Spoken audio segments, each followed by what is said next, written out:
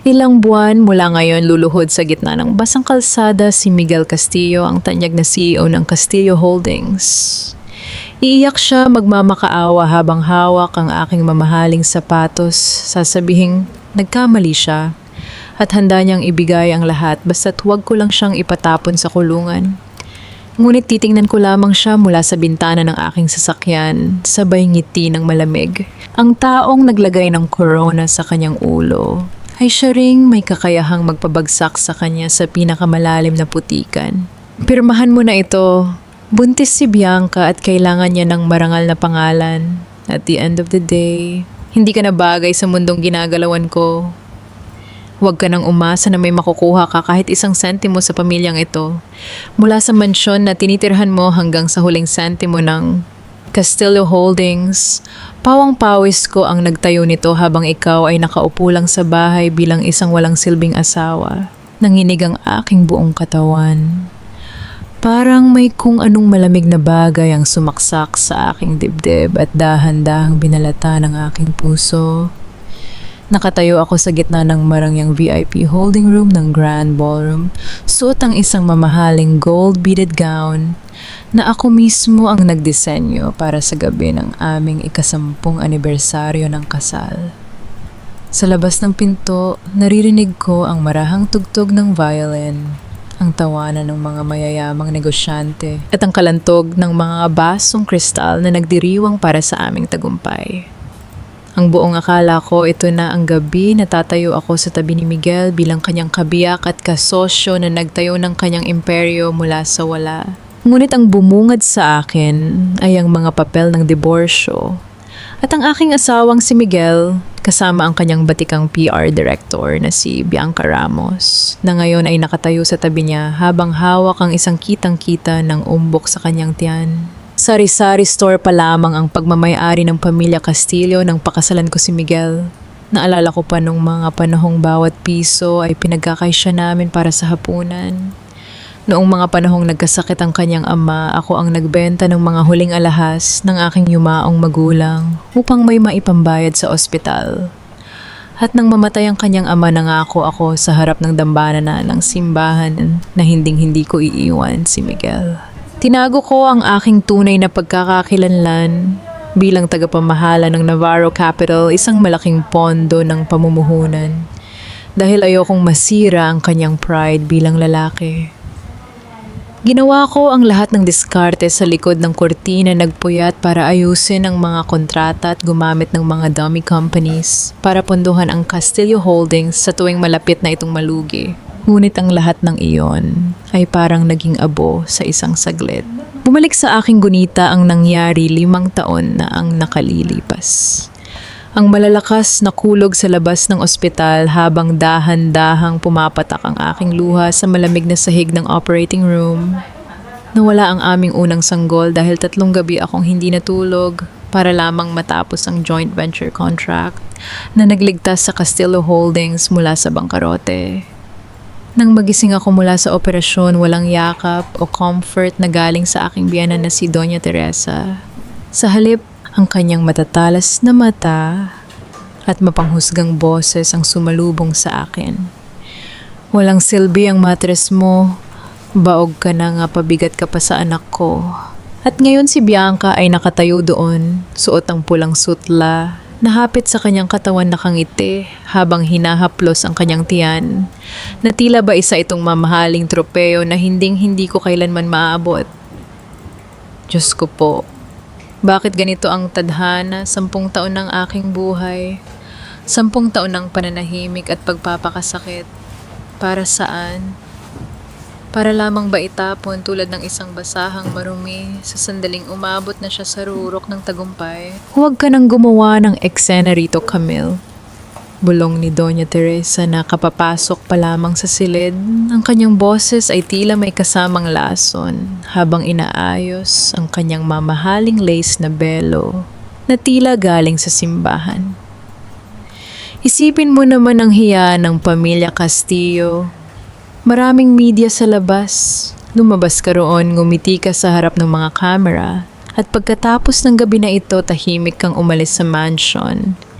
Iyan na lang ang huling bagay na magagawa mo para sa utang na loob mo sa amin. Utang na loob. Ang salitang iyon ay parang isang mabigat na kadena na sumasakal sa aking leeg sa loob ng 10 taon. Sa sandaling iyon, narinig namin ang marahang katok sa pinto. Pumasok ang event organizer na may hawak na clipboard, bakas ang excitement sa kanyang mukha. Sir Miguel, Ma'am Camille, ready na po ang cake cutting at ang toast para sa inyong ika-10 taon ng pagsasama. Ang mga reporter po mula sa iba't ibang estasyon ay naghihintay na sa inyo sa gitna ng stage. Tumingin sa akin si Miguel, ang kanyang mga mata ay walang kahit kaunting emosyon. Tila ba hindi niya ako minahal kahit isang araw sa kanyang buhay. Gawin mo ang dapat mong gawin, Camille.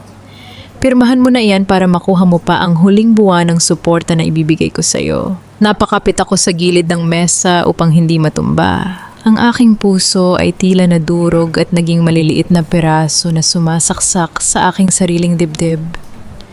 Ngunit sa likod ng matinding sakit na tila pumipigil sa akin na huminga, may isang bagay na unti-unting nagbago sa loob ko. Ang labis na pagmamahal at pag-unawa ay napalitan ng isang malamig, matigas at walang kamatayang galit. Hindi ako iiyak sa harap nila. Hinding-hindi ko ibababa ang aking dignidad para sa mga taong kailanman ay hindi nakita ang aking halaga. Inabot ko ang mamahaling pluma na nakalagay sa ibabaw ng lamesa. Ang aking kamay ay nanginginig, ngunit ang aking paningin ay nanatiling matalim. Hindi ko na binasa ang bawat pahina ng kasunduan na naglalaman ng mga kasinungalingan tungkol sa aking kakulangan bilang asawa. Mabilis kong isinulat ang aking lagda sa ibaba ng papel, Camille Navarro.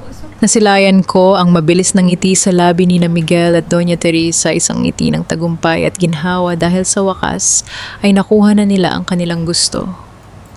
Akala nila ay sumuko na ako. Akala nila ay natapos na ang laban. Ibinaba ko ang panulat, kinuha ang aking maliit na gintong purse at tumingin ng diretso sa mga mata ni Miguel. Ang aking boses ay kalmado, walang kahit anong panginginig, ngunit may bigat na tila isang paparating na bagyo. Tapos na ba? Tanong ko sa kanya. Salamat sa pagiging makatuwiran, Camille. Sagot ni Miguel, sabay ayos ng kanyang mamahaling tuxedo habang naghahanda ng lumabas. At least, hindi ka umalis na walang natitirang kaunting respeto sa sarili mo. Hindi ako sumagot. Dahan-dahan kong nilagpasan sila, binuksan ang pinto ng VIP room at humakbang palabas. Ngunit hindi ako naglakad patungo sa stage kung saan naghihintay ang mga liwanag ng camera at ang naglalakihang mga ngiti ng mga bisita. Sa halip naglakad ako patungo sa likod na pinto ng hotel, nilagpasan ng mga nagtatakang tingin ng mga staff at tuloy-tuloy na lumabas sa kalsada. Ang malamig na hangin ng gabi at ang biglang pagbuhos ng malakas na ulan ang sumalubong sa akin. Hinayaan kong mabasa ang aking mukha ng tubig ulan upang maitago ang mga luhang sa wakas ay hindi ko na mapigilan. Kinuha ko ang aking cellphone sa loob ng purse. Pinunasan ang screen na nababasa na ng ulan at pinindot ang nag-iisang numero na matagal ko nang hindi tinatawagan. David. Boses ko na tila yelo sa lamig habang nakatitig sa nagtataas ang gusali ng Castillo Holdings sa di kalayuan. Ihanda mo ang lahat ng dokumento ng Navarro Capital. Bukas na bukas din sisimulan natin ang pagbawi sa lahat ng ibinigay ko sa kanila. Nabalik lamang ang aking diwa nang marinig ko ang marahang pagkatok ng ulan sa salamin ng bintana ng taxi. Hawak ko pa rin ang aking cellphone, malamig at basa, mula sa ulan sa labas ng hotel. Sa kabilang linya narinig ko ang mahina ngunit determinadong boses ni Atty. David. Nakahanda na po ang lahat, Ma'am Camille. Oras na magbigay kayo ng hudyat, sisimulan na natin ang pag-pull out ng mga garantiya. Salamat, David. Papunta na ako sa mansion para kunin ang mga natitira kong gamit. Pabulong kong sagot bago ko ibaba ang tawag. Nang makarating ang taxi sa tapat ng naglalakihang bakal na gate ng aming mansion, sa isang eksklusibong subdivision sa Makati, bahagya akong natigilan. Ang bahay na ito ang saksi sa 10 taon kong pagsisikap bilang isang asawa. Ako ang nag-ayos ng bawat sulok nito mula sa mga halaman sa hardin hanggang sa disenyo ng sala upang maging komportable si Miguel pag-uwi galing sa trabaho. Ngunit ngayon, habang nakatitig ako sa malaking bahay na nababalot ng dilim at lamig ng gabi, naramdaman ko ang kakaibang bigat sa aking dibdib. Ito pala ang kabayaran ng aking labis na pagmamahal, ang maiwang mag-isa sa gitna ng bagyo. Pagpasok ko sa Grand Foyer, hindi ko inaasahan na sasalubungin ako ng aking biyena na si Doña Teresa. Nakatayo siya sa tapat ng marangyang hagdanan, hawak ang isang tasa ng tasa at may nakakalokong ngiti sa kanyang mga labi. Sa kanyang tabi ay may 3 malalaking itim na garbage bag. Ayan lang ang mga gamit mo, Camille, malamig na babiya ni Doña Teresa, sabay turo sa mga plastic na bag. Huwag mo nang tangkaing umakyat sa itaas. Ayokong may mawala kahit isang piraso ng alahas o gamit na binili ng anak ko. Lahat ng narito ay pag-aari ng mga Kastilyo. Lumapit ang aming kasambahay na si Ate Celia, basang-basa ang mga mata sa luha. Ako mang tutulungan niya ako sa pagbuhat ng mga bag, ngunit mabilis siyang sinigawan ni Doña Teresa. Celia, huwag mo siyang tulungan kung gusto niyang umalis, pasanin niya ang sarili niyang dumi. At the end of the day, pinalayas siya dahil wala siyang silbi sa pamilyang ito. Tumingin ako kay Ate Celia at bahagyang ngumiti upang iparamdam sa kanya na maayos lang ako. Humarap ako kay Doña Teresa nang walang takot o galit sa aking mga mata. Ang kawalan ng emosyon sa aking mukha ay tila nagpagalit sa kanya dahil mas gusto niyang makita akong umiiyak at nagmamakaawa. Salamat po sa 10 taon, Doña Teresa. Sabi ko gamit ang aking mababa at kalmadong boses. Huwag kayong mag-alala, wala akong kukunin kahit 1 sentimo na galing sa inyo. Dahil alam ko kung gaano kahirap ang mawalan ng lahat. Binuhat ko ang mga plastic na bag. Sa loob ng mga ito ay walang mamahaling alahas o designer bags. Ang tanging nandoon ay ang aking mga lumang damit. Bago ko pakasalan si Miguel, ang lumang kahoy na orasan ng aking yumaong ama at ang aking college diploma mula sa UP. Ang iyong mga bagay na nagpapaalala kung sino talaga ako bago ko pinili ang maging anino ng aking asawa. Bawat hakbang ko palabas ng mansion ay tila pagpunit sa aking nakaraan. Nang tuluyan kong marating ang labas ng gate, doon ko nakita ang isang itim na Mercedes-Benz na naghihintay sa gilid ng kalsada. Bumaba si Attorney David, hawak ang isang malaking payong upang salubungin ako. Ma'am Camille, hayaan niyo na po akong magbuhat niyan, sabi ni David. Bakas ang pag-aalala sa kanyang mukha habang mabilis na kinukuha ang mga plastic na bag mula sa aking mga kamay at inilalagay sa compartment ng sasakyan. Pumasok ako sa loob ng kotse at sumandal sa malambot na leather seat. Ang init ng aircon ay hindi sapat para alisin ang lamig na nananalatay sa aking mga kalamnan. Hinatid ako ni David sa aking pribadong penthouse sa Bonifacio, Global City, isang marangyang tirahan na binili ko gamit ang pondo ng Navarro Capital na walang sino man sa pamilya Castillo ang nakakaalam. Pagpasok ko sa penthouse, ang modernong disenyo nito at ang tanawin ng nagliliwanag na lungsod ng Taguig ay tila nagpaalala sa akin ng aking totoong kapangyarihan. Dito hindi ako ang kawawang asawa na naghihintay sa gabi para sa tirang atensyon ng kanyang asawa. Dito ako si Camille Navarro, ang utak sa likod ng pinakamalalaking transaksyon sa bansa. Inilapag ni David ang isang tablet sa ibabaw ng glass desk sa aking harap. Nagpapakita ito ng real-time financial data ng Castillo Holdings.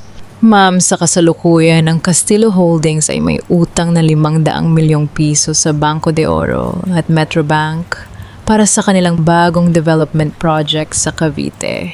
Paliwanag ni David habang inaayos ang kanyang salamin. Ang tanging dahilan kung bakit hindi sila pinupuwersa ng mga bangko na magbayad ay dahil sa irrevocable corporate guarantee na nilagdaan ng Navarro Capital.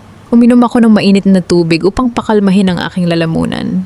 Tumingin ako sa screen ng tablet kung saan nakalagay ang nakangiting larawan ni Miguel bilang CEO. David, simulan mo na. Utos ko ng walang pag-aalinlangan. I-withdraw mo ang lahat ng garantiya ng Navarro Capital para sa mga utang ng Castillo Holdings. Ipaalam mo sa mga bangko na wala na tayong anumang pananagutan sa kanila. Bahagyang nag-alangan si David. Ma'am, kapag ginawa natin ito, magpapadala agad ang mga bangko ng demand letter para sa agarang pagbabayad ng buong halaga ng utang. Malalagay sa matinding panganib ang kumpanya ni Miguel sa loob ng 30 araw. Isang malamig na ngiti ang sumilay sa aking mga labi habang nakatitig sa larawan ng aking dating asawa. Yan ang gusto kong mangyari, David. Sabi ko habang dahan-dahang isinasara ang tablet. Gusto kong makita kung paano siya tatakbo at magmamakaawa sa mga bangko nang wala ang aking anino na sumusuporta sa kanya. Hayaan nating maramdaman niya ang lamig ng gabing ito na ako ang unang nakaranas. Nasisilaan ng sikat ng araw ang malalaking bintana ng aking penthouse sa Bonifacio Global City kinabukasan. Habang nakaupo ako sa tapat ng mesa, hawak ang isang tasa ng mainit na kape, nakatitig ako sa television. Sa screen lumabas ang mukha ni na Miguel at Bianca sa isang kilalang entertainment news program. CEO of Castillo Holdings Miguel Castillo and PR Director Bianca Ramos spotted together at an exclusive restaurant in Taguig. Is there a new wedding bells ringing soon? Ang headline ay kumikinang sa screen habang ipinapakita ang kanilang mga larawan na masayang nagtatawanan. Mukhang masayang-masaya sila sa kanilang mabilis na tagumpay. Inisip ni Miguel na sa pag-alis ko wala nang hahadlang sa kanyang kaligayahan at sa kanyang marangyang buhay. Akala niya ay naging malaya na siya mula sa isang asawang itinuturing niyang pabigat lamang. Ngunit hindi niya napansin ang maliit na pulang numero sa ibaba ng screen ng television, ang stock ticker ng Philippine Stock Exchange. Ang shares ng Castillo Holdings ay bumaba na ng 3% sa unang oras pa lamang ng trading. Ang mga tsismis sa merkado ay mabilis na kumalat tulad ng apoy. Ang mga brokers at investors ay nagsisimula ng magtanong kung bakit ang Navarro Capital na siyang pinakamalaking guarantor ng kumpanya ay biglang nagpadala ng formal na liham sa mga bangko.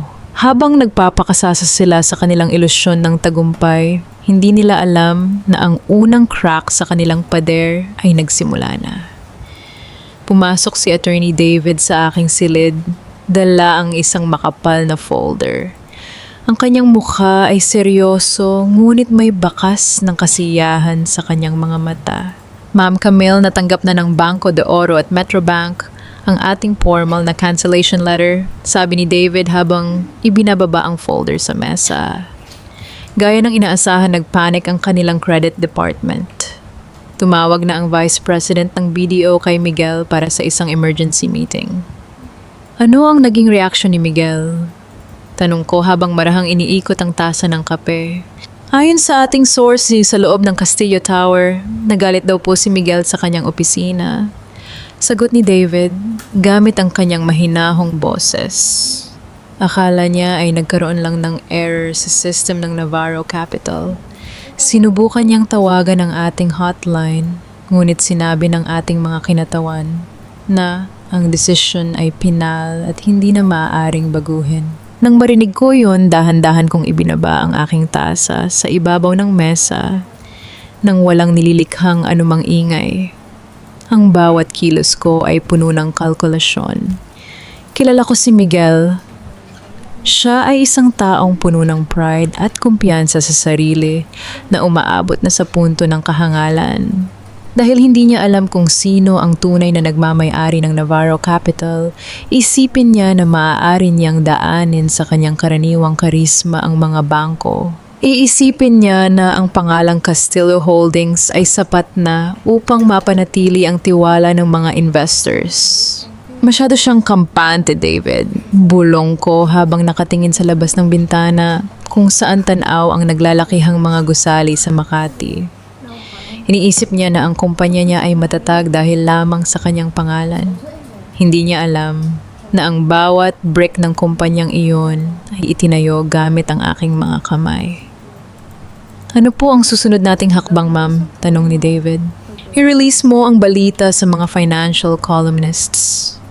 Sagot ko ng may malamig na determination. Gusto kong malaman ng buong bansa na ang Navarro Capital ay nag-withdraw na ng suporta sa Castillo Holdings. Hayaan nating magpanik ang mga shareholders. Kapag bumagsak pa ang kanilang stock price, mas magiging mahirap para kay Miguel na makahanap ng bagong garantor. Tumango si David at kumuha ng isa pang papel mula sa kanyang folder. Ma'am, may isa pa po akong balita. Nag-anunsyo si Doña Teresa na magkakaroon ng isang marangyang dinner party sa darating na Biyernes sa mansion. Gagamitin nila ang okasyong ito upang formal na ipakilala si Bianca bilang bagong fiancé ni Miguel at upang ipakita sa publiko na matatag ang kumpanya sa kabila ng mga lumalabas na chismis. Napakunot ang aking noo habang nakatitig sa papel na hawak ni David, isang gintong imbitasyon para sa naturang pagtitipon. Isang marangyang pagtitipon sa mismong bahay kung saan ako pinalayas ilang araw pa lamang ang nakalilipas.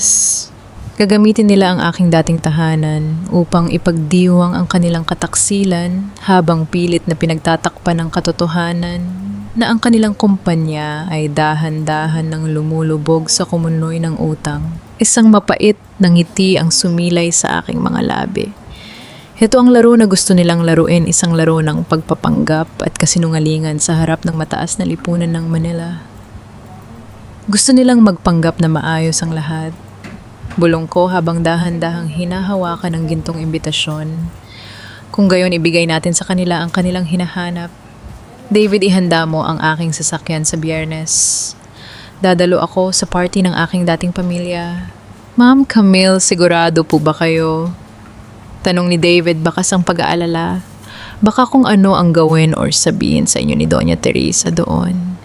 Tumingin ako kay David nang may buong tatag sa aking mga mata. Ang aking tinig ay puno ng awtoridad na matagal kong itinago sa likod ng pagiging isang simpleng may bahay. Huwag kang mag-alala, David. Hindi na ako ang Camille na maaari nilang tapakan at saktan. Sa pagkakataong ito, ako ang magiging dahilan kung bakit tuluyang guguho ang kanilang magandang palabas. Ang tunog ng mga basong nag-uumpugan at ang banayad na musika ng isang jazz band ay maririnig sa buong bakuran ng mansion ng mga Castillo sa gabing iyon. Maliwanag ang mga palamuti at ang pulang alpombra sa may pintuan ay tila nag-aanyaya sa pinakamayayaman at pinakamakapangyarihang tao sa Manila. Naroon ang mga mamamahayag, mga kilalang negosyante at ang mga kaibigang alta ng aking biyenan. Lahat sila ay naroon upang saksihan ang mabilis na pagbangon ng pamilya Castillo mula sa mga kumakalat na chismes. Sa gitna ng bulwagan, nakatayo si Miguel hawak ang isang baso ng champagne, habang ang kanyang kabilang kamay ay nakapulupot sa baywang ni Bianca. Suot ni Bianca ang isang kumikinang na pulang gown na nagpapakita ng kanyang nagsisimula ng lumaking tiyan. Maraming salamat sa inyong pagdalo. Nakangiting sabi ni Miguel sa mga bisita, ang kanyang boses ay puno ng kayabangan. Gusto ko lang pong linawin na ang aming partnership sa Navarro Capital ay sumasailalim lamang sa isang strategic realignment. At the end of the day, Castillo Holdings is stronger than ever. Ang aming synergy sa bagong direksyon ng kumpanya ay magdadala sa amin sa mas mataas na antas. Narinig ko ang palakpakan ng mga tao. Mula sa gilid ng pintuan, dahan-dahan akong pumasok sa bulwagan. Suot ko ang isang simpleng emerald green na sutlang gown. Wala akong suot na mamahaling kwintas o marangyang palamuti, ngunit ang aking tuwid na tindig at kalmadong mukha ay sabat-sapat na upang mapatingin sa akin ang ilang mga bisita. Aning mga bulungan ay mabilis na kumalat sa silid. Si Camille ba iyan? Bulong ng isang matandang asawa ng isang senador. Akala ko ba pinalayas na siya? Napatigil sa pagsasalita si Miguel nang magtagpo ang aming mga mata. Ang kanyang ngiti ay biglang napawi at napalitan ng gulat at takot. Si Doña Teresa naman ay mabilis na naglakad patungo sa akin. Ang kanyang mga mata ay nanlilisik sa galit. Anong ginagawa mo rito, Camille? Mahina ngunit matigas na tanong ni Doña Teresa habang hinaharangan ang aking daan. Sino ang nagbigay sa iyo ng karapatang pumasok sa pamamahay ko? Huwag mong sabihing nagmakaawa ka kay Attorney David para bigyan ka ng imbitasyon dito. Magandang gabi po. Doña Teresa. Malamig kong sagot, ginagamit ang aking pinakapuliting tono na tila ba walang nangyari. Dinala ko po ang opisyal na mensahe mula sa Navarro Capital. Nagtatrabaho na ako roon ngayon bilang kanilang kinatawan. Tumawa ng mapang-uyam si Doña Teresa. Ahay, isang hamak na clerk o baka naman utility, gaano ka kadesperada upang magtrabaho sa kumpanyang nagpapahirap sa aking anak. Hidya kay barbaridad. Masyado kang nakakaawa. Bago pa ako makasagot, dahan-dahang lumapit si Doña Teresa sa akin. Sa isang mabilis na kilos na tila ba aksidente, itinagilid niya ang kanyang hawak na baso ng red wine. Bumuhos ang madilim na likido sa aking magandang emerald green na gown. Dahan-dahang gumuhit pababa sa tela at lumikha ng isang malaking mantsa. Napaawang ang bibig ng mga nakakakita. Ngumiti si Bianca mula sa malayo habang si Miguel naman ay umiwas ng tingin na tila ba walang nakita. Ay, pasensya ka na, Camille. Peking gulat na sabi ni Doña Teresa, ang kanyang boses ay sapat na malakas para marinig ng mga nakapaligid. Masyadong masikip ang daan para sa mga taong hindi naman talaga nararapat dito. Hihingi ka ba ng paumanhin kay Bianca ba kasi madumihan mo ang kanyang mamahaling damit? Huminga ako ng malalim. Naramdaman ko ang mabilis na tibok ng aking puso, hindi dahil sa takot, kundi dahil sa matinding puot na dahan-dahang nagpapatigas sa aking pagkatao. Kumuha ako ng isang puting tela mula sa tray ng isang dumaang waiter at marahang pinunasan ng mantsa sa aking gown nang walang kahit anong bakas ng kahihiyan. Tumingin ako ng diretso kay Doña Teresa at pagkatapos ay kay Bianca na dahan-dahan nang lumalapit sa amin. Opo, Doña Teresa. Sabi ko, ang aking boses ay naging tila yelo sa lamig. Ang dumi sa tela ay madaling hugasan ng tubig at sabon. Ngunit ang dumi sa konsensya at ang panggalan ng isang pamilyang nakasandal na lamang sa mga peking pangarap, kahit anong yaman hindi kayang linisin. Humarap ako kay Bianca na ngayon ay nakatayo sa tabi ni Miguel. Bahagya akong ngumiti, isang ngiting nagpatigil sa kanyang paghinga. Congratulations, Bianca. Bagay na bagay sa iyo ang mansion na ito. Bagay na bagay rin sa iyo ang lalaking handang ipagpalit ang kanyang dignidad para sa pera. Bulong ko sa kanya, sapat lang upang silang tatlo lang ang makarinig. Bantayan mong mabuti ang tiyan mo, Hidya. Dahil kapag gumuho ang mga pader ng Castillo Holdings, baka walang matira kahit ang bubong na sinisilungan nyo ngayon. Nakita ko ang panginginig ng mga labi ni Bianca habang ang kanyang mukha ay biglang nawalan ng kulay. Lalamig ang kanyang sikmura sa aking mga salita dahil alam niyang may katotohanan ang aking binigkas. Camille, umalis ka na rito bago ko patawagin ang mga security. Galit na singhal ni Miguel, ang kanyang mukha ay mapula na sa galit at kahihiyan. Inabot ko sa kanya ang isang itim na sobre na kanina ko pahawak. Hindi mo na kailangang tumawag ng security, Miguel. Narito ako upang ihatid ang opisyal na Notice of Credit Default mula sa Navarro Capital.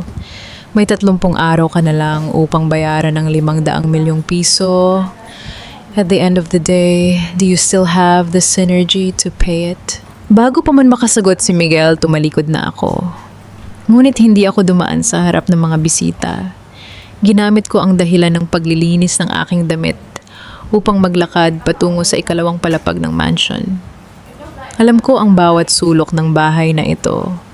Alam ko na sa mga oras na ito, lahat ng tao kabilang ang mga bantay ay abala sa ibaba dahil sa iskandalong aking nilikha. Mabilis akong umakyat sa hagdanan at nagtungo sa tapat ng opisina ni Miguel. Ang pinto ay hindi nakalock dahil alam kong nagmamadali siyang bumaba kanina para sa anunsyo. Pumasok ako sa loob, isinara ang pinto ng walang nililikhang anumang ingay at mabilis na lumapit sa kanyang mesa. Kailangan kong mahanap ang mga original na dokumento ng kumpanya. Ngunit nang buksan ko ang lihim na drawer sa ibaba ng kanyang desk, gamit ang duplicate na susi na palagi kong itinago sa aking purse, isang makapal na folder na may pangalan ko ang tumambad sa akin. Dahan-dahan ko itong binuksan Sa loob ng folder ay ang mga kontrata ng pautang mula sa mga offshore bank na hindi ko kailanman nakita.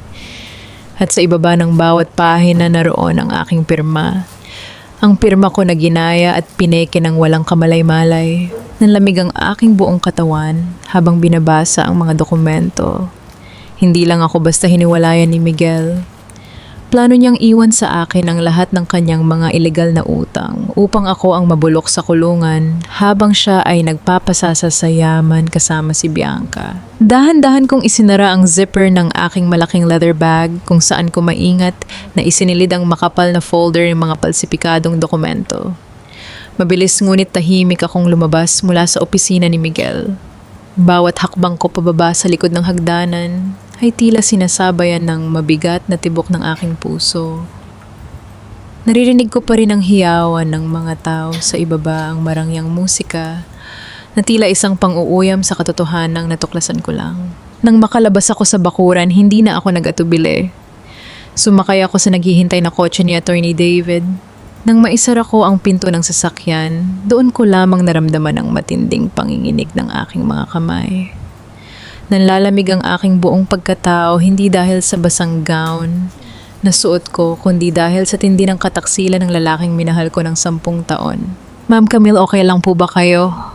Nag-aalalang tanong ni David habang pinatatakbo ang sasakyan palayo sa mansion.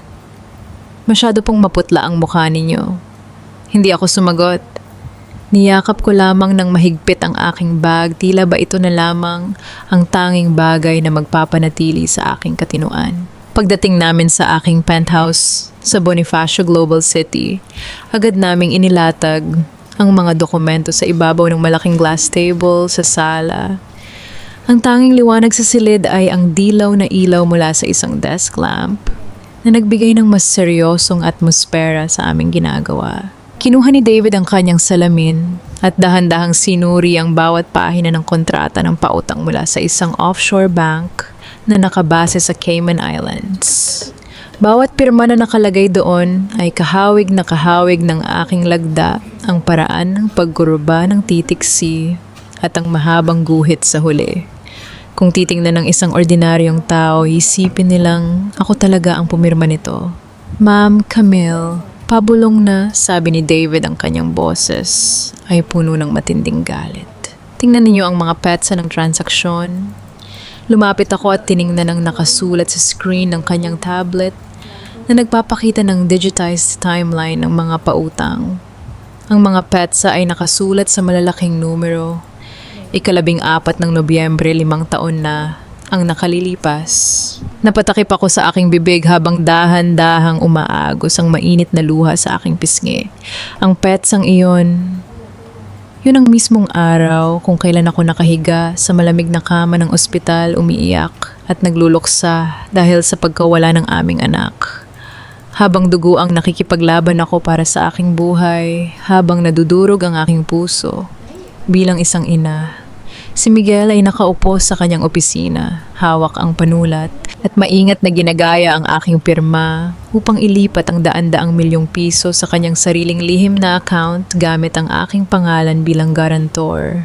Para saan? Upang sa sandaling gumuho ang Castillo Holdings, ako ang haharap sa mga korte at makukulong habang siya at ang kanyang ina ay mananatiling malaya at mayaman.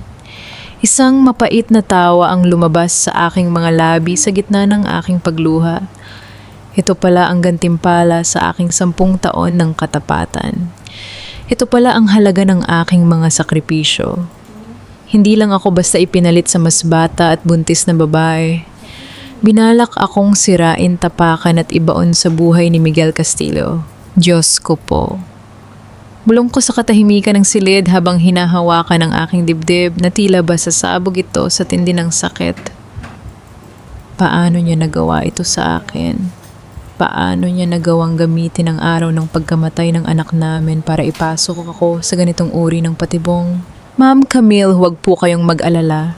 Seryosong sabi ni David habang hinahawakan ang aking balikat upang bigyan ako ng lakas. Hindi natin hahayaan na mangyari ang plano niya. Ang mga dokumentong ito ang magiging pinakamalakas nating armas. Kung dadalhin natin ito sa National Bureau of Investigation, maaari nating sampahan si Miguel ng falsification of public documents at non-bailable syndicated estafa. Pinunasan ko ang aking mga luha gamit ang aking kamay. Ang bawat patak ng luha na natuyo sa aking mukha ay tila naging semento na nagpatigas sa aking determination. Ang huling Camille na marunong umiyak dahil sa pagmamahal ay tuluyan ng namatay sa gabing ito. David, sabi ko, ang aking tinig ay naging matatag at walang kahit anong panginginig. Tapos na ba ang pag-iyak ko? Opo, tapos na. Mula sa sandaling ito, wala nang iiyak para kay Miguel Castillo. Kung gusto niyang maglaro ng marumi, papakita ko sa kanya kung paano sunugin ang buong kaharian na binuo ko para sa kanya. Ano po ang plano ninyo, ma'am? Tanong ni David. Tumingin ako sa dokumento ng Cayman Islands Bank. Ang bangkong ito ay may lokal na representative office sa Makati, hindi ba? At alam ko na ang pinakamalaking kliyente at shareholder ng bangkong iyon sa rehiyong ito ay walang iba kundi ang Navarro Capital. David, tawagan mo ang kanilang regional director ngayon din. Umihip ang malamig na hangin sa loob ng sementeryo, dahan-dahang nagpapalipad ng mga tuyong dahon sa ibabaw ng malinis na damuhan. Nakatayo ako sa tapat ng marangyang puntod ni Don Roberto Castillo, ang yumaong ama ni Miguel. Si Don Roberto ang nag-iisang tao sa pamilyang Castillo na nagturing sa akin bilang isang tunay na anak. Noong mga panahong buhay pa siya, palagi niya akong ipinagtatanggol sa kalupitan ni Doña Teresa. Bago siya pumanaw, 10 taon na ang nakalilipas. Hinawakan niya ang aking kamay at nakiusap. Camille, tulungan mo si Miguel. Huwag mo siyang iiwan. Ang pangakong iyon ang tinatawag nating utang na loob ang naging kadena ko sa loob ng 1 dekada. Dahil sa pangakong iyon, tiniis ko ang bawat pang-aapi at panlalait ng kanyang pamilya. Ginawa ko ang lahat upang itayo ang kumpanya. Dahil iyon ang pangarap ng taong nagtiwala sa akin. Inilabas ko mula sa aking bulsa ang isang maliit at lumang gintong rosaryo, ang huling regalo sa akin ni Don Roberto bago siya bawian ng buhay. Dahan-dahan ko itong ipinatong sa ibabaw ng malamig na puting marmol ng kanyang puntod. Tito Roberto, patawad po. Pabulong kong sabi, ang aking tinig ay kalmado ngunit puno ng pinal na desisyon.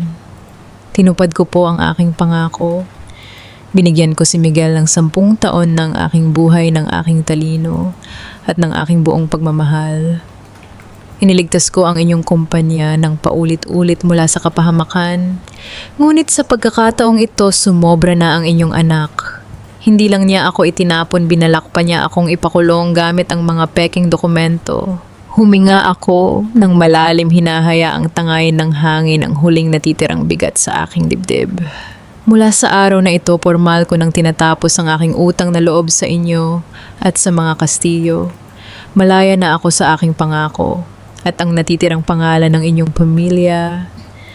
Hahayaan ko na itong gumuho sa sarili nitong mga kasalanan. Tumalikod ako ng walang pag-aalinlangan. Ang bawat hakbang ko palayo sa puntod ay tila nagpapagaan sa aking pakiramdam. Ang dating Camille na nakatali sa obligasyon at nakaraan ay tuluyan ng pinalitan ng isang babaeng handang makipagdigma para sa kanyang sariling dangal. Pagbalik ko sa aking penthouse, naghihintay na si Attorney David sa sala kasama ang 3 makakapal na asul na folder. Yung mga ito ay naglalaman ng kumpletong ebidensya mula sa kinatawan ng Cayman Islands Bank na aming nakausap kaninang umaga. Ang regional director ng bangko na nalaman ang tungkol sa malaking transaction ng Navarro Capital ay mabilis na nakipagtulungan at nagbigay ng certification na ang mga pirma ko sa mga kontrata ay peking-peke at walang katotohanan. Ma'am Camille, seryosong babiya ni David habang iniabot sa akin ang mga dokumento. Kapag dinala natin ito sa mga autoridad, wala na pong balikan. Ang NB ay agad na magsasagawa ng investigasyon. Hindi lang Castillo Holdings ang mayayanig, kundi ang buong reputasyon ni Miguel at ng kanyang ina ay tuluyang masisira sa harap ng media. Yan po ba ang tamang hustisya, David? Tanong ko habang dahan-dahang binubuklat ang mga papeles. Opo, ma'am. Ito ang pinakamalakas at pinakalegal na paraan upang linisin ang inyong pangalan bago pa man nila gamitin ang mga peking dokumentong iyon laban sa inyo sa korte. Kung gayon, huwag na nating patagalin. Sabi ko ng may malamig na determinasyon. Tapos na ba ang panahon ng aking pagtitiis? Opo, tapos na. Oras na para harapin ni Miguel ang totoong multo ng kanyang mga ginawa. Kinuha ko ang aking cellphone at mabilis na tinawagan ang direktang linya ni Director Santos ng National Bureau of Investigation's Financial Fraud Division. Kilala ng pamilya Navarro si Director Santos at alam kong ang kanyang kredibilidad ay walang katulad ng sumangguni kami sa kanila noong nakaraang mga taon tungkol sa pamumuhunan. Nang sagutin niya ang tawag, naramdaman ko ang kakaibang katahimikan sa loob ng silid. Tanging ang aking boses lamang ang pumapailan lang, bawat salita ay puno ng matigas na kapangyarihan. Director Santos, magandang araw po. Ito po si Camille Navarro. Simula ko. Tumatawag ako dahil nais kong maghain ng formal na reklamo laban sa kasalukuyang CEO ng Castillo Holdings na si Miguel Castillo. May hawak akong kompletong audit trail, offshore transaction logs at mga palsipikadong kontrata na nagpapatunay ng malaking financial fraud at falsification of public documents laban sa akin. Nais ko pong formal na buksan ang investigasyon laban sa kanya. Gaya ng mabilis na pagkalat ng apoy sa tuyong talahiban, ganoon kabilis niyanig ang pundasyon ng Castillo Holdings sa sumunod na 2 linggo. Oras na opisyal na binawi ng Navarro Capital ang lahat ng corporate guarantees, hindi na nag-atubili ang Banco de Oro at Metrobank. Sabay nilang ipinadala ang mga demand letter at pansamantalang ipin-freeze ang mga pangunahing corporate accounts ng kumpanya ni Miguel upang masiguro na mababayaran ang mga utang nito. Dahil dito nagsimula ang kaguluhan sa loob ng Castillo Tower. Ang mga subcontractors para sa kanilang malaking proyekto sa Cavite ay nagsimula ng mag-alsa dahil hindi sila nababayaran sa tamang oras. Ang mga chismis tungkol sa nalalapit na pagkabangkarote ay naging laman ng mga usap-usapan sa mga sari-sari store at kapitbahay sa tapat ng kumpanya. Ngunit hindi lang sa opisina nagkaroon ng gulo. Sa loob mismo ng mansion ng mga Castillo, unti-unti nang lumalabas ang totoong kulay ng kanilang bagong pamumuhay. Isang hapon habang nakaupo ako sa aking opisina sa BGC, ipinakita sa akin ni Attorney David ang isang lihim na video recording mula sa isa sa mga kasambahay na nanatili sa aking panig. Sa video maririnig ang matatalas na sigawan sa loob ng marangyang sala ng mansion. Wala na bang pambayad sa credit card ko, Miguel? Galit na sigaw ni Bianca habang marahas na ibinabato ang kanyang mamahaling leather bag sa sofa. Sinubukan kong bilhin ang diamond necklace para sa darating na fiesta, ngunit declined ang card ko sa harap ng napakaraming tao. Napahiya ako, Miguel. At the end of the day, ipinangako mo sa akin na reyna ako rito. Pero bakit tila nagiging pulubi ako sa bahay na ito? Huwag mo akong sigawan, Bianca. Pagod na sagot ni Miguel, hawak ang kanyang sumasakit na ulo. May kaunting problema lang sa mga bangko. Madali ko itong maaayos. Bottom line, kailangan mo munang magtipid. Magtipid, singhal ni Doña Teresa na kabubukas pa lamang ng pinto ng sala. Hiha, napakabastos ng tabas ng dila mo. Kay Camille noon, kahit magkakrisis ang kumpanya, hindi niya kailanman sinigawan ng anak ko. At the end of the day, baka nakakalimutan mong isa ka palang fiancé at hindi pa asawa. Huwag niyo akong ikumpara sa bobong babaeng yun. Balik sigaw ni Bianca kay Doña Teresa nang walang anumang hiya o paggalang sa nakatatanda. Kung magaling si Camille, bakit niyo siya pinalayas? At kung mayaman talaga ang pamilyang ito, bakit pati kuryente ng mansion na ito ay muntik ng maputulan noong isang araw? Napanood ko kung paano namutla si Doña Teresa sa tindi ng insulto ng kanyang paboritong manugang. Napangiti ako ng malamig.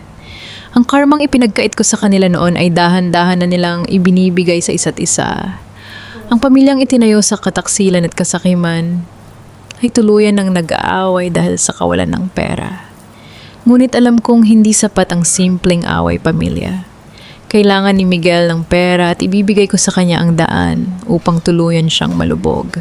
Kinabukasan isang banyag ang kinatawan mula sa Vandenberg Capital. Isang peking kumpanya na lihim na binuo ng Navarro Capital ang nakipagkita kay Miguel. Nag-alok sila ng 500 milyong pisong pautang upang bayaran ang kanyang mga utang sa lokal na bangko at iligtas ang Castillo Holdings mula sa default. Mayroon lamang isang mabigat na condition, kailangang i-mortgage o isangla ni Miguel ang Transfer Certificate of Title or ang TCT ng mismong Castillo Mansion bilang collateral. Ma'am Camille, pabulong na sabi ni David nang pumasok siya sa aking silid dala ang isang pirmadong dokumento. Nagawa na po niya. Kinuha ni Miguel ang orihinal na TCT ng mansion mula sa lihim na safe ni Doña Teresa habang natutulog ang kanyang ina. Ipinadala na niya sa atin ang dokumento kasama ang kanyang pirma sa loan agreement. Kinuha ko ang orihinal na titulo ng mansion. Dahan-dahan kong hinaplos ang papel na naglalaman ng pangalan ng pamilya Castillo. Ang mansion na ito na ginamit ni Doña Teresa upang saktan at palayasin ako sa gitna ng gabi ay hawak ko na ngayon ang kapalaran. Hindi man lang ba niya binasa ang fine print ng kontrata, David, yung matanong ko. Hindi na po, ma'am, napangiti si David. Sa sobrang desperasyon niyang makuha ang pera bago mag-default ang kumpanya sa BDO, pinirmahan niya ito ng walang pag-aalinlangan. Hindi niya alam na sa sandaling magkaroon ng kahit isang araw na pagkaantala sa pagbabayad ng interest o kapag bumaba pa ang credit rating ng Castillo Holdings, may karapatan ng Vandenberg Capital na i-foreclose or bawiin ang mansion nang walang paunang abiso. Tinabi ko ang titulo sa loob ng aking ligtas na lalagyan. Tumingin ako sa labas ng bintana habang dahan-dahang lumulubog ang araw sa lungsod. Ang patibong ay tuluyan ng sumara, David, bulong ko. Hayaan natin silang magsaya sa perang nakuha nila ngayon. Dahil hindi nila alam bawat sentimo na ginagastos nila ay may katumbas na kabayaran na hinding-hindi nila kakayaning ibalik. Ang bawat salita ni Miguel na lumalabas mula sa speaker ng aking laptop ay tila isang mantsa na patuloy na nagpapadumi sa kanyang sariling pagkatao. Nakaupo ako sa tapat ng aking glass desk sa BGC habang katabi ko si Attorney David. Sa screen ng aking laptop, nakikita ko ang live video at audio feed mula sa isang nakatagong camera sa conference room ng isang mamahaling hotel sa Makati kung saan kasalukuyang nakikipagpulong si Miguel kay Mr. Sterling, ang kinatawan ng aming huwad na kumpanyang Vandenberg Capital. You see, Mr. Sterling, masiglang panimula ni Miguel habang iniaayos ang kanyang tuxedo. Ang nagdaang krisis sa liquidity ng aming kumpanya ay hindi dahil sa aking pamamahala. It was because of the previous management, particular ang aking ex-wife na si Camille. She was just a simple housewife who somehow got involved in our back office operations and completely mismanaged our cash flow. At the end of the day, her lack of corporate vision almost ruined us. Bottom line, I had to make the hard decision to divorce her to clean up the mess and create real synergy for Castillo Holdings. Oh, Spinny, narinig ko ang mahinang pagbuntong hininga ni David sa aking tabi. Tumingin siya sa akin marahil ay inaasahan na masasaktan ako sa mga kasinungalingan ng aking dating asawa. Ngunit wala na siyang nakitang luha sa aking mga mata. Ang tanging naroon ay ang malamig na katotohanan na ang lalaking binigyan ko ng lahat ay handa akong gawing kontrabida sa harap ng buong mundo para lamang isalba ang kanyang sariling pangalan. Siya po ang dahilan kung bakit kami narito ngayon. Patuloy ni Miguel sabay tawa ng bahagya upang magmukhang kampante. Ngunit ngayon malaya na ang kumpanya sa kanyang pabigat na pamamahala. I see, Mr. Castillo. Seryosong sagot ni Mr. Sterling gamit ang kanyang boses na may banyagang punto na sumusunod sa aming mga naunang tagubilin. I am glad to hear that you have taken full control of the situation. Ngunit bago natin pirmahan ang 500 milyong pisong pautang, kailangan ko munang makita ang mga orihinal na dokumento at ang iyong pirmadong loan agreement. Of course, Mr. Sterling, I have everything here. Mabilis na sagot ni Miguel. Kinuha niya ang kanyang mamahaling leather portfolio upang ilabas ang kanyang ballpen at ang TCT or ang titulo ng aming dating mansion. Ngunit habang binubuksan niya ang zipper ng portfolio, may isang maliit dilaw at medyo kupas na papel ang aksidenteng nalaglag mula sa kanyang wallet at lumapag sa ibabaw ng mesa. Napatitig si Miguel sa papel na yon. Ang camera ay sapat na malapit upang makita ko kung ano ang nakasulat doon.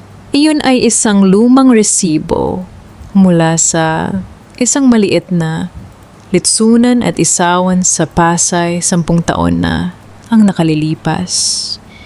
Nakasulat doon sa lumang thermal print ang halagang 70 piso ang kabuuang nagastos namin para sa aming unang anibersaryo ng kasal nung mga panahong wala pa kaming pera. Naalala ko pa kung paano kami nagtatawanan sa gilid ng kalsada habang kumakain ng kwek-kwek at isaw sa ilalim ng isang payong dahil biglang umulan. Noong mga panahong iyon, wala kaming marangyang kotse or mansion, ngunit meron kaming tapat na pagmamahal sa isa't isa. Nakita ko ang dahan-dahang panginginig ng kamay ni Miguel. Huminto siya ng 3 segundo habang nakatitig sa lumang resibo.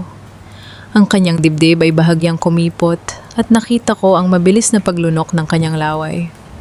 Marahil ay naalala niya ang panahon kung kailan totoo pa ang bawat ngiti sa kanyang labi. Naalala niya ang babaeng palaging nagmamasahe sa kanyang balikat tuwing gabi kapag pagod siya sa paghahanap ng trabaho. Naramdaman ko ang kaunting kirot sa aking puso nang makita ang kanyang panandaliang pag-aalangan. Ngunit bago pa man tuluyang magbago ang kanyang isip, biglang umilaw ang kanyang cellphone sa ibabaw ng lamesa. Lumabas doon ang isang mensahe mula kay Bianca. Mahal, paki-transfer na ng pambayad sa exclusive maternity clinic sa Taguig. Ginto ang singil nila rito. Ang liwanag ng screen ay tila gumising kay Miguel mula sa kanyang panandaliang alaala. Ang kanyang mukha ay mabilis na bumalik sa pagiging matigas at seryoso. Dinampot niya ang lumang resibo, nilamukos ito sa loob ng kanyang palad at walang pag-aalinlangang itinapon sa basurahan sa tabi ng kanyang upuan. Pinili niya ang kasakiman, pinili niyang bantehan ng kanyang natitirang kaluluwa para sa pera at peking karangyaan. Narito ang mga dokumento, Mr. Sterling, sabi ni Miguel, habang inilalagay ang orihinal na titulo ng mansion sa ibabaw ng mesa at mabilis na pinapirmahan ang loan agreement. Handa na akong mag-sign. Excellent, sagot ni Mr. Sterling habang kinukuha ang panulat. Pakiusap, tandaan mo ang mahalagang detalye sa kontrata, Mr. Castillo. Ang perang ito ay ililipat sa iyong account ngayon din. Ngunit kapag nagkaroon ng anumang investigasyon ng batas sa Castillo Holdings or kapag bumaba ang inyong credit rating sa susunod na mga araw, ang aming kumpanya ay may karapatan na bawiin ang mansion nang walang anumang babala. Don't worry, Mr. Sterling. Tumawa si Miguel habang pinipirmahan ang huling bahagi ng kontrata. Castillo Holdings is perfectly clean. At the end of the day, ang aming kumpanya ay walang anumang tinatagong dumi. Aming reputasyon ay subok na. Inilapit ko ang aking mukha sa screen ng laptop habang pinapanood ang kanyang huling lagda. Isang malamig na ngiti ang dahan-dahang gumuhit sa aking mukha. Clean, pabulong kong sabi habang isinasara ko ang screen ng aking laptop. Tingnan natin kung ano ang matitira sa kalinisan mo pagdating ng mga tauhan ng NBI bukas ng umaga, Miguel. Ang malakas na tawanan ng mga matatandang asawa ng mga kilalang politiko at negosyante ay pumapailan lang sa marangyang lanay ng Castillo Mansion. Hapon na iyon at abala si Doña Teresa sa pag-host ng isang eksklusibong tea party para sa kanyang mga amigas. Naroon din si Bianca na nakasuot ng isang mamahaling puting kasuotan. Masayang nagsisilbi ng tsaa habang ipinapakita ang kanyang gintong singsing. Alam niyo naman ang aking anak na si Miguel. Nakangiting babiya ni Doña Teresa habang marahang humihigop ng tsaa mula sa porselanang tasa. Kahit may kaunting ingay sa kumpanya kamakailan, mabilis niyang naayos ang lahat. Nakakuha lang naman siya ng 500 milyong pisong pamumuhunan mula sa isang malaking pondo sa Europa. Kebarbaridad ang mga Kastilyo ay hindi basta-basta matitibag ng kung sino-sinong walang kwentang tao. Oo nga naman, Teresa, pagsang-ayon ni Mrs. Almeida isa sa kanyang mga kaibigang alta. Kaya pala lalong dumarami ang mga bodyguard sa labas ng subdivision ninyo. Ngunit habang nagpapakasasa sila sa kanilang huwad na kapurihan, ilang maiitim na sasakyan ang dahan-dahang pumarada sa tapat ng mansion. Hindi nagtagal bumukas ang malaking pintuan ng lanay nang walang pahintulot.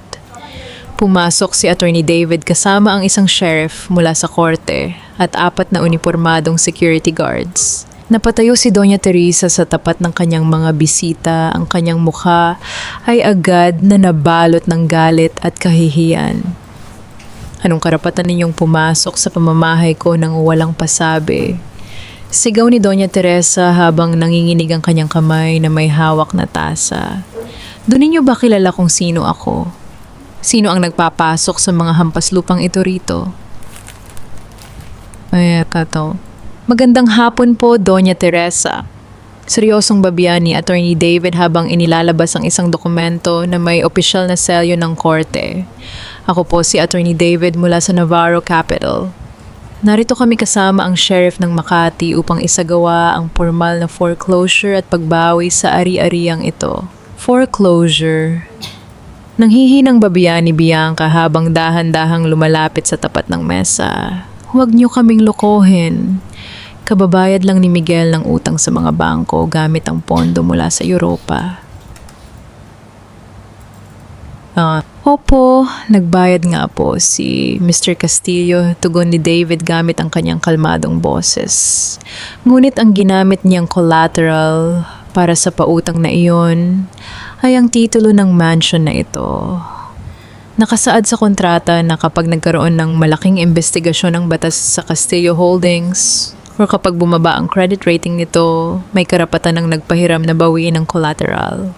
Kanilang umaga matapos ibalita sa telebisyon ang formal na investigasyon ng NBI sa inyong kumpanya, tuluyang bumagsak ang stock at credit rating ng Castillo Holdings.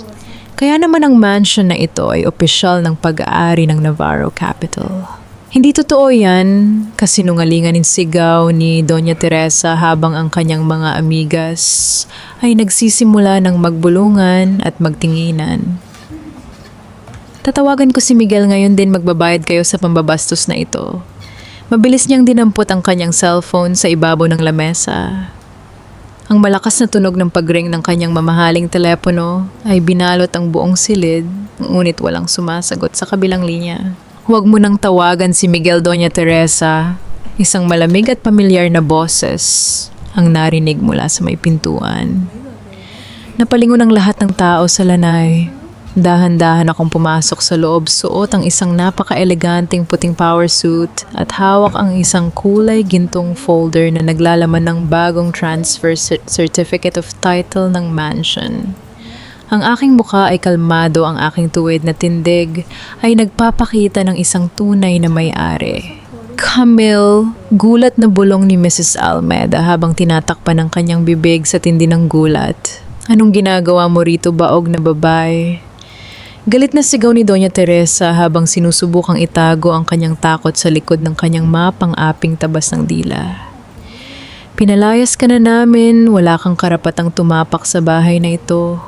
Opo, pinalayas niyo ako, Doña Teresa. Sabi ko habang dahan-dahang lumalapit sa tapat ng kanyang lamesa at ibinababa ang gintong folder sa harap ng kanyang tasa ng TZE. Ngunit hindi ko na kailangan ng inyong pahintulot dahil ang mansion na ito ay hindi na sa inyo. Ang Navarro Capital ay sa akin pero at ako ang bagong may-ari ng pamamahay na ito. Nanlaki ang mga mata ni Doña Teresa habang dahan-dahang binubuklat ang folder. Nakasulat doon sa malalaking titik ang aking pangalan bilang bagong nagmamay-ari ng lupa at ng buong gusali. Hindi maaari ito, bulong ni Bianca habang dahan-dahang napapaupo sa sofa dahil sa panginginig ng kanyang mga tuhod. Paano mo nakuha ang Navarro Capital, isang hamak na may bahay ka lang? At the end of the day, Bianca, tumingin ako sa kanya ng may malamig na ngiti. Ang may bahay na itinuring ninyong walang silbi ang siyang nagpapakain sa kumpanya ninyo sa loob ng 10 taon. Ngunit dahil naging masyadong mapaghangad kayo, kinuha ko lang ang mga bagay na pilit ninyong ninakaw sa akin. Humarap ako kay Doña Teresa na ngayon ay halos hindi na makahinga sa tindi ng hiya sa harap ng kanyang mga kaibigang alta na dahan-dahan nang nagsisialisan sa lanay habang nagbubulungan. Dati po binigyan niyo ako ng 3 itim na garbage bag para sa aking mga gamit sa gitna ng malakas na ulan. Pari ko ang aking tinig ay puno ng awtoridad. Ngunit dahil hindi ko kayo katulad, binibigyan ko kayo ng 2 oras upang ipack ang inyong mga gamit bago ko ipasara ang mga pinto ng mansion na ito. Huwag kayong mag-alala, hindi ko kayo paaalisin sa ilalim ng ulan. Dahil may natitira pa akong dignidad at respeto na kailanman ay hindi ninyo natutunang ibigay sa akin. Napaupo si Doña Teresa sa kanyang upuan habang ang kanyang tasa ng tasa ay nadulas mula sa kanyang kamay at nabasag sa sahig. Nagkalat ang porselana at ang tisaa sa kanyang mamahaling sapatos. Wala na ang kanyang kapangyarihan, wala na ang kanyang marangyang buhay.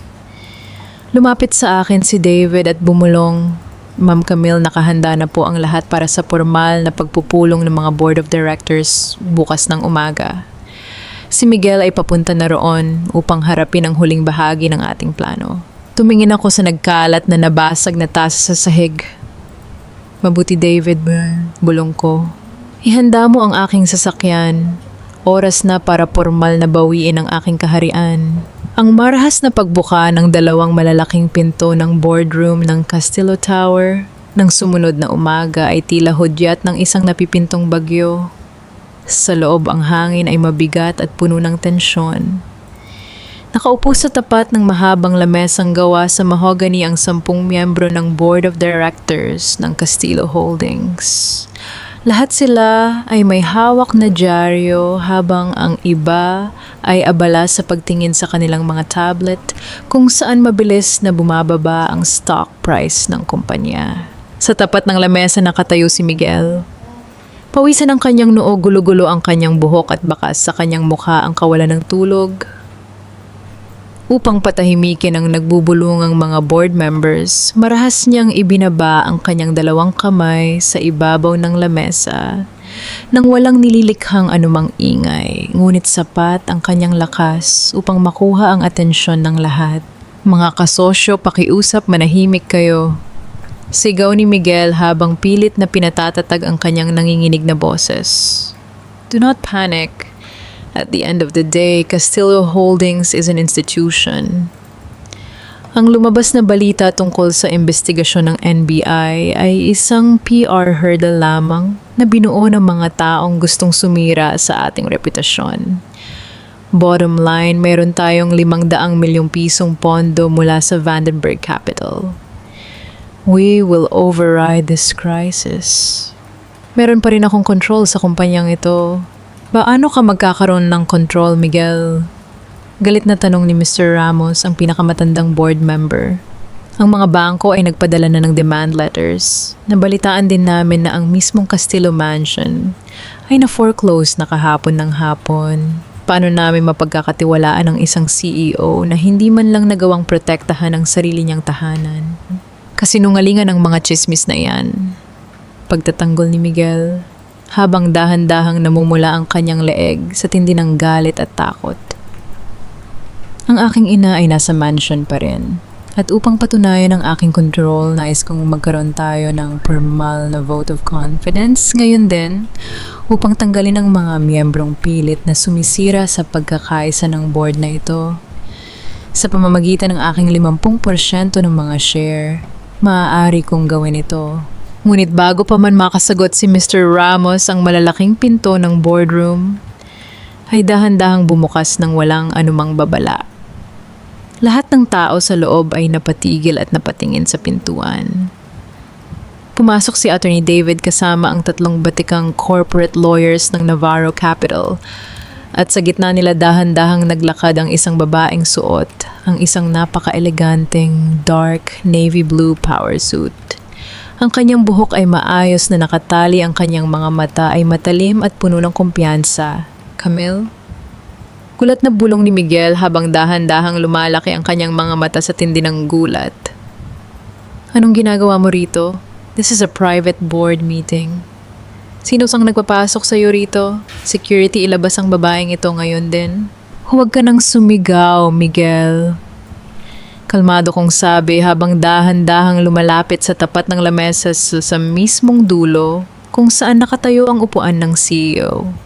At the end of the day, wala nang makikinig sa'yo rito. At ang mga security guards na tinatawag mo, sila ay sumasailalim na ngayon sa aking utos. Anong pinagsasabi mo? Galit na singhal ni Miguel habang dahan-dahang lumalapit sa akin. Isang kang simpleng dating may bahay na walang alam sa negosyo. Paano ka nakapasok sa kumpanya ko? Inilapag ni Attorney David ang isang makapal na asul na folder sa ibabaw ng lamesa at binuklat ito sa harap ng lahat ng board members. Para sa kaalaman ng lahat ng miyembro ng board na panimula ni David gamit ang kanyang malakas at formal na boses. Ang Navarro Capital ay opisyal nang nag-convert ng kanilang mga debt-to-equity options mula sa mga nakaraang pautang sa Castillo Holdings.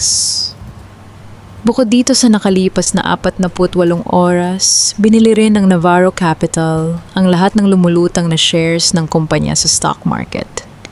Sa kasalukuyan, ang Navarro Capital ay nagmamay-ari na ng eksaktong 65% ng Castillo Holdings. Pwede polls.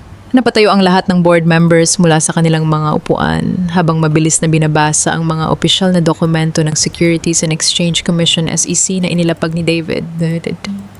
At sino ang nagmamay-ari ng Navarro Capital? Nanginginig na tanong ni Miguel habang ang kanyang buong katawan ay dahan-dahan ng pinapawisan ng malamig. Isang malaking institusyon iyan sa ibang bansa, hindi mo sila pwedeng utusan. Tumingin ako ng diretso sa kanyang mga mata, isang tingin na nagpabura sa lahat ng kanyang natitirang kayabangang taglay. Opo, Miguel. Isang malaking institusyon ang Navarro Capital. Sabi ko ng may marahan, ngunit matatag na tinig. Ang kumpanyang itinayo ko gamit ang aking sariling pondo bago pa man kita pakasalan. Ang kumpanyang ginamit ko upang pondohan ang bawat maling desisyon mo sa loob ng 10 taon. Ako ang Navarro Capital. Ako ang nagbigay sa iyo ng posisyon mo ngayon at ako rin ang magtatanggal sa iyo rito. Napaupo si Miguel sa kanyang upuan. Ang kanyang mukha ay nawalan ng kulay, tila ba nakakita ng isang multo. Ang bawat board member ay napatitig sa akin ng may matinding paggalang at takot. Ang babaeng itinuring nilang simpleng may bahay lamang noon ay siya palang tunay na nagmamay-ari ng kanilang kapalaran. With 65% of the voting shares, pagpapatuloy ko habang itinataas ang aking kamay upang hilingin ng formal na botohan. Nais kong maghain ng formal na resolusyon upang agad na tanggalin si Miguel Castillo bilang CEO at presidente ng Castillo Holdings dahil sa kanyang malaking kapabayaan at maling pamamahala sa kumpanya. Mabilis na nagtaasan ng kamay ang lahat ng board members, kabilang ang mga kaalyado ni Miguel noon na ngayon ay mabilis nang tumalikod sa kanya upang isalba ang kanilang sariling pera. Ang resolusyon ay opisyal ng aprobado, sabi ni David. Humarap ako kay Miguel na ngayon ay nakatitig sa akin nang may matinding pagsisisi at galit sa kanyang mga mata. Lumapit ako ng bahagya sa kanya at bumulong sa kanyang tapat. Hindi lang ang kumpanya at ang mansion ang nawala sa iyo ngayon, Miguel. Bulong ko. Dahil may mga tao pang naghihintay sa iyo sa labas ng pinto ng boardroom na ito. Ang malakas na tunog ng pagbuka ng mga pinto ng boardroom ay muling umalingaw-ngaw sa buong silid. Sa pagkakataong ito, hindi mga corporate lawyers ang pumasok kundi si Director Santos ng National Bureau of Investigation kasama ang 4 na unipormadong ahente. Sa kanilang mga kamay ay hawak ang isang opisyal na warrant of arrest na may tatak ng korte. Napatitig si Miguel sa mga pumasok na awtoridad. Ang kanyang mga labi ay dahan-dahang nanginig habang ang kanyang buong katawan ay tila binuwal ng matinding takot. Mr. Miguel Castillo, panimula ni Director Santos, habang inilalabas ang Inilabas ng korte ang warrant of arrest na ito laban sa iyo para sa kasong syndicated estafa, falsification of public documents, at illegal na paglilipat ng corporate funds ng Castillo Holdings patungo sa mga offshore accounts sa Cayman Islands. Hindi totoo iyan. Isang malaking kasinungalingan. Sigaw ni Miguel habang itinuturo ako gamit ang kanyang nanginginig na daliri. Siya ang nagplano nito, siya ang nagpekeng pirma niya para siraan ako. Director Santos, ako ang biktima rito, ang babaeng iyan ang utak ng lahat. Umakbang si Attorney David sa tapat ni Miguel, hawak ang mga forensic report mula sa mga eksperto ng gobyerno. Mr. Castillo, malamig na babiya ni David. Ang forensic handwriting experts ng NBI kasama ang digital security logs ng bangko mula sa Cayman Islands ay natunto ng IP addresses na ginamit sa mga transaksyon. Lahat ng ito ay nagmula sa mismong personal computer mo sa loob ng Castillo Mansion, at ang mas malala, ang mga petsa ng transaction ay tumutugma sa mga araw kung kailan ang iyong ex-wife na si Camille ay kasalukuyang nasa ospital dahil sa seryosong komplikasyon ng kanyang seryosong saytay. Imposible niyang mapirmahan ang mga kontratang ito sa mga araw na iyon. Nang marinig ng mga board members ang katotohanang iyon, ang kanilang mga bulungan ay napalitan ng matinding pandidiri kay Miguel. Isang asawa na nakuha pang gamitin ang trahedya ng kanyang sariling asawa at anak para sa kanyang kasakiman. Sa gitna ng kaguluhan, biglang bumukas ang pinto at pumasok si Bianca na kanina pa pala sumusunod kay Miguel matapos silang mapalayas sa mansion. Ngunit, nang makita niya ang mga unipormadong ahente at ang malamig na bakal ng Kong So-8 na hawak ng pulis, mabilis siyang napaatras. Hawak ang kanyang tiyan, nagsimula siyang umiyak at sumigaw. Wala akong kinalaman sa mga krimen ni Miguel. Sigaw ni Bianca habang umiiling ng marahas. Hindi ko alam na nagnanakaw pala siya ng pera. Kinagamit lang niya ako, maghihiwalay na kami. Ayokong madamay sa taong ito. Bianca, anong sinasabi mo? Gulat na sigaw ni Miguel habang nakatitig sa kanyang fiancé na mabilis na tumatakbo palabas ng boardroom upang iligtas ang sarili nitong pangalan. Mahal ko pakiusap, huwag mo akong iwan. Ngunit hindi na siya nilingon ni Bianca. Ang babaeng nangako ng walang hanggang pagmamahal kapalit ng pera ay mabilis na naglaho tulad ng bula nang mawala ang yaman. Kasunod nito, isang pamilyar na boses ng pag-iyak ang narinig mula sa labas ng pinto. Pumasok si Doña Teresa, basang-basa ang mukha ng luha at wala na ang dating marangyang palamuti sa kanyang buhok. Nang makita niyang hawak na ng mga ahente ang braso ng kanyang nag-iisang anak, tuluyan nang nawala ang kanyang natitirang pride. Kuisup swung sa malamig na sahig sa tapat ng aking mga sapatos. Hinawakan niya ang aking mga binti habang humihagulhol sa pag-iyak. Camille, pakiusap, patawarin mo kami. Pagmamakaawa ni Doña Teresa, ang kanyang boses ay nanginginig sa tindi ng sakit at pagsisisi. Patawarin mo si Miguel. I-withdraw mo ang kaso, pakiusap. Ako ang may kasalanan. Ako ang nagtulak sa kanya na maging ganito. Tumingin ako sa kanya pababa. Walang galit sa aking puso, tanging isang malaking espasyo ng kawalan. Ginawa ko lang naman niyon, Camille, dahil nung bata pa ako, iniwan ako ng asawa ko dahil sa aming kahirapan. Pagbubuhat ng kanyang nakaraan ni Doña Teresa habang patuloy na umiiyak sa aking paanan. Natakot ako na maging mahirap muli si Miguel. Kaya gusto ko ng isang mayaman at kilalang asawa para sa kanya. Hindi ko alam na ikaw pala ang tunay na nagligtas sa amin. Patawarin mo ako, pakiusap, Camille. Huminga ako ng malalim at dahan-dahang inalis ang kanyang mga kamay mula sa aking binti. Tumayo ako. Nang tuwid, tinitingnan ng dalawang taong sumira sa aking pangarap na pamilya. Opo, Doña Teresa. Naiintindihan ko po ang inyong takot sa nakaraan. Sabi ko gamit ang aking mababa siya at kalmadong boses. Ngunit ang pananakit, pagsisinungaling at pagtatangkang ipasok sa kulungan ang taong nagligtas sa inyo ay hindi kailanman magiging tamang paraan upang takasan ang sarili ninyong takot. Tapos na ba ang oras ng aking pagpapasensya? Opo. Tapos na. At ang batas ay walang kinikilingan. Tumingin ako kay Director Santos at tumango. Mabilis na ikinulong ng mga ahente ang malamig na bakal sa mga kamay ni Miguel. Ang bawat tunog ng pag-lock ng bakal ay tila hudyat ng tuluyang pagbagsak ng kanyang kaharian. Habang dahan-dahan siyang inilalabas ng mga ahente mula sa boardroom, sumisigaw at nagmamakaawa si Miguel sa akin ngunit hindi ko na siya muling nilingon. Camille, patawarin mo ako, mahal kita Camille. Sigaw ni Miguel habang umaalingaw-ngaw ang kanyang boses sa koridor ngunit huli na ang lahat. Tumalikod ako at naglakad patungo sa malaking bintana ng boardroom nakatingin sa malawak na kalangitan ng Manila.